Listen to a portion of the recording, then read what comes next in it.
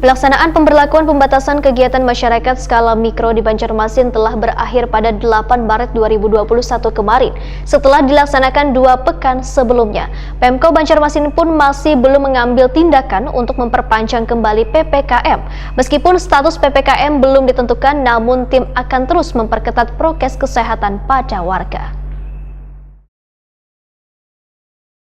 Pelaksanaan pemberlakuan pembatasan kegiatan masyarakat skala mikro di Banjarmasin telah berakhir pada 8 Maret 2021 kemarin setelah dilaksanakan 2 pekan sebelumnya. Pemerintah Kota Banjarmasin pun masih belum mengambil tindakan untuk memperpanjang kembali PPKM. PLH Wali Kota Banjarmasin Dr. Andes Muhyar MAP Wetakwani Prima TV jelang tengah di Selasa 9 Maret 2021 memadahkan, meskipun status PPKM belum ditentukan, namun tim akan terus memperketat prokes kesehatan pada warga. Menurut Muhyar, walaupun masa yang ditentukan telah berakhir, namun prokes harus tetap dilaksanakan kayak sebelumnya. Selanjutnya akan menyesuaikan dengan keputusan Menteri Dalam Negeri terkait perpanjangan PPKM berskala mikro tersebut.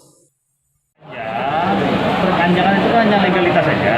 Kamu tetap melaksanakan protokol kesehatan yang malah lebih diperketat. Ada Inmendagri kemarin yang kami terima, terpaksa alhamdulillah ya sampai tanggal 25 atau tanggal berapa. Nah, kami akan menyelesaikan itu lah. Tapi artinya ada pun tidak pun petunjuk dari pemerintah pusat, PPKM ini penanganan COVID-nya tetap harus dilakukan secara maksimal. Karena ini kan menyangkut keselamatan orang banyak kan. Nah, kita kan sendiri masih sudah merasakan dampaknya COVID ini kan luar biasa nih. Ini kan semuanya menjadi susah, menjadi sulit. Nah, sekarang ayo kita bersama-sama bergandeng tangan untuk menaati prokes yang sudah kita lakukan. Kalau perpanjangan PPKM itu kan cuma suratnya, ya kan, tapi tetap dokumennya. Juru bicara Satgas Penanganan COVID-19 Banjarmasin, Dr. Mahliriadi SHMH memadahkan, hingga ini kegiatan sosialisasi protokol kesehatan tetap digaungkan. Selain itu, upaya pengendalian COVID-19 lainnya salah satunya melalui vaksinasi yang sedang gencar dilakukan oleh pemerintah daerah.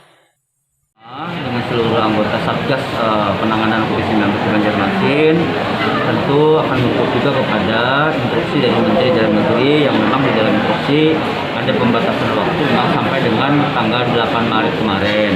Nah, tentu Banjarmasin ya mengikuti arahan dari Menteri Dalam Negeri tersebut dan kita akan melakukan evaluasi nantinya.